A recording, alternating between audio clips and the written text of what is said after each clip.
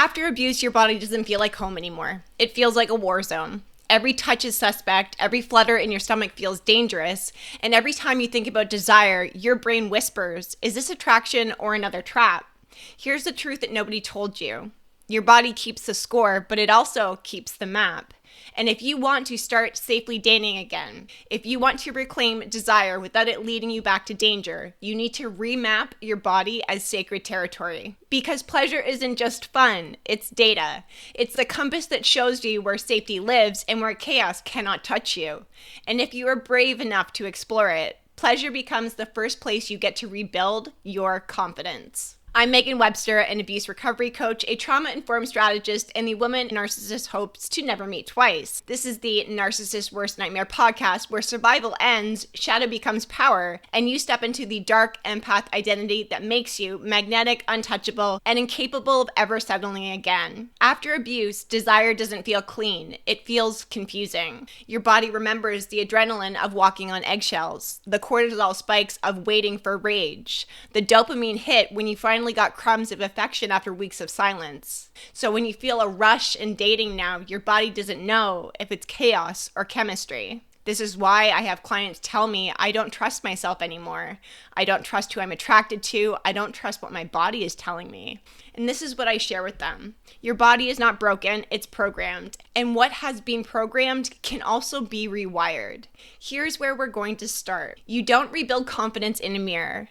You rebuild it in your body, and that means self-exploration. Touching yourself not as an act of shame, but a reclamation of safety. Showing your nervous system what grounded turn on feels like when it's not tied to fear, punishment, or somebody else's approval. The first step in trusting others again is the requirement to trust your own body first. When I first left my ex-boyfriend, who was a narcissist, and we dated for 4 years, I was also trying to stay sober. I had a mentor in recovery, and one day she gave me a gift. I opened it. It was a vibrator. I was shocked. My visceral reaction was, I do not need this. I am 29. I can just go find somebody. Now, she knew about my relationship being abusive, and what she shared with me still stays very close to my heart. She said, you are in a vulnerable place, mentally, emotionally, and spiritually. And opening myself up to a stranger when I'm healing from abuse would be detrimental to my recovery. I still thought she was insane. I felt embarrassed. I felt shame. Less than a month later, okay, I was itchy to date. I wanted to test myself. I wanted to see if I was dateable.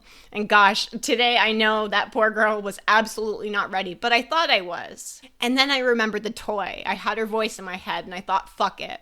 I cannot tell you how empowered, in control, in the safety of my own home, completely satisfied I felt. It opened up a whole new world for me. I called her the next morning to share what had happened and to thank her.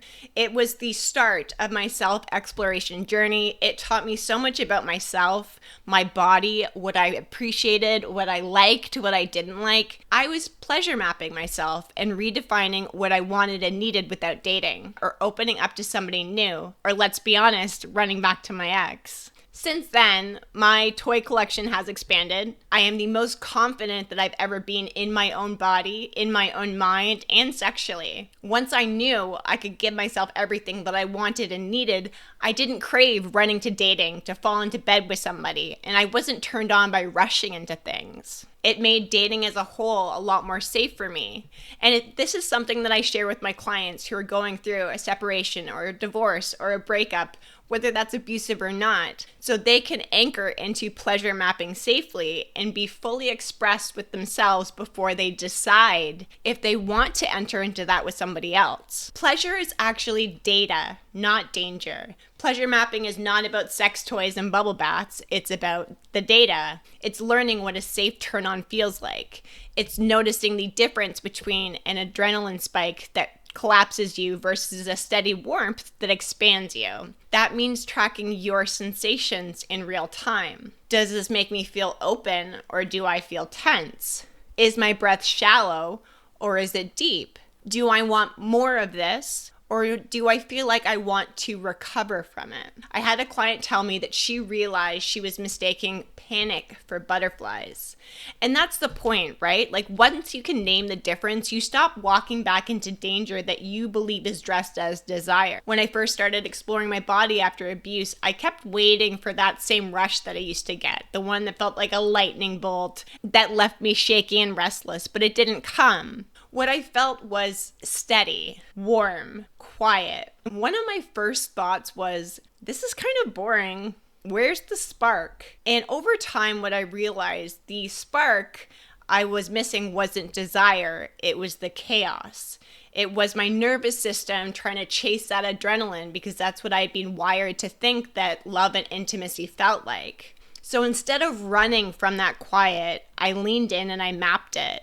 I noticed how my breath stayed deep instead of catching in my chest, how my body softened instead of tensing, how the warmth spread instead of spiking and crashing. And that's when things started to click. This was not boring. This was actually safety. And my body was showing me what a real turn on felt like without having fear attached to it. And once I learned that difference in myself, I could not unsee it anywhere else. Not in dating, not in relationships, and certainly not in sex. That is what pleasure mapping does for you. It shows you what feels boring at first is actually your nervous system doing some healing. And once you get that, you stop confusing panic for passion and you start trusting the quiet fire of safety instead. But here is the savage truth. Most of you don't give yourself the chance to find out. You do not take time for self-exploration. You still hand your body over like it's an audition. You're waiting for him to show you what you like. You're waiting for them to tell you if you're sexy. You're waiting for them to decide when and how you get touched. Pleasure mapping is something that flips that script for you. It's not about making it hot for somebody else.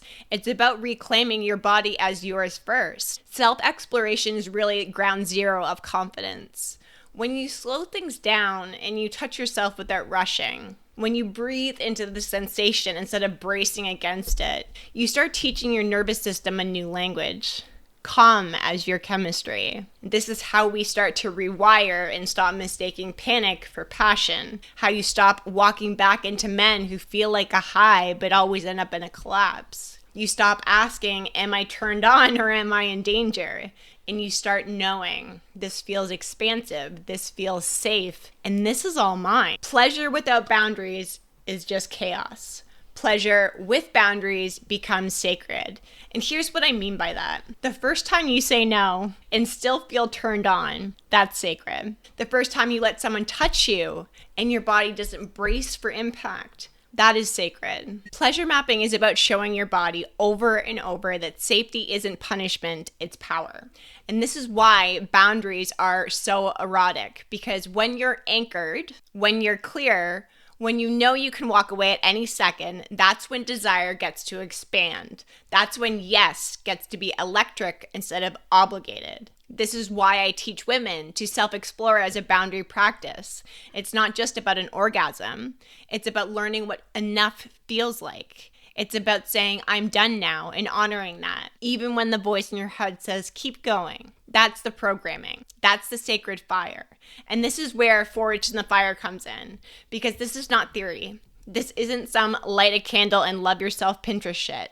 This is about dragging your nervous system into the flames, feeling the shakes, the discomfort, and refusing to collapse. On October 23rd, Forged in the Fire, Scars into Sovereignty is happening for free, live one night, where you get to burn down the wiring that told you chaos was sexy and safety was boring. This is a chance for you to remap your body as sacred, where you stop being for sale to your wounds and start being sovereign in your desire. When you reclaim your body, everything changes. You stop asking, am I crazy for feeling this way? And you start asking, does this expand me or collapse me? You stop tolerating sex that feels like survival, and you start demanding connection that feels like home. You stop being the applicant for love, and you set your own standard. Applicants wait to be picked. They shapeshift, they lower their voice, they hold their breath, they perform for approval. Their palms get sweaty, waiting to see if they got the role. Standards set the room. They say, here's the access point. If you cannot rise to it, you cannot get in. And that is really what the black cat woman is. She knows her body is sacred ground. She knows her nervous system is her compass. She knows the difference between the chaos that hooks and the calm that heals.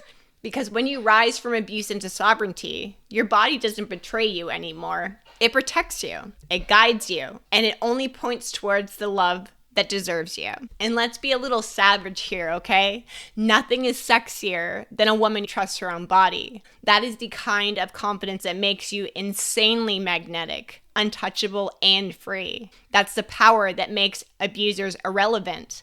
The kind of sovereignty that turns you into the narcissist's worst nightmare. If this episode cracks something open in you, good. That means you are not just healing, you are evolving. Share this with another woman who needs it. Hit follow so you do not miss the next one. Send me a DM on Instagram to tell me what landed for you. And I know you are ready to go deeper. Join me inside of the Black Cat Academy, where women dating after abuse learn to retrain their nervous system, stop chasing chaos, weaponize their empathy, raise their standards, and become the magnetic, untouchable, and capable woman who will never settle again. Please don't forget, Forged in the Fire, Turning Your Scars into Sovereignty is happening October 23rd. Free, live, one night where you don't just talk about sovereignty, you learn to embody it. Register now. I'm going to pop the link below. This is the Narcissist's Worst Nightmare podcast. And remember, you're not just hard to break, you are impossible to replace.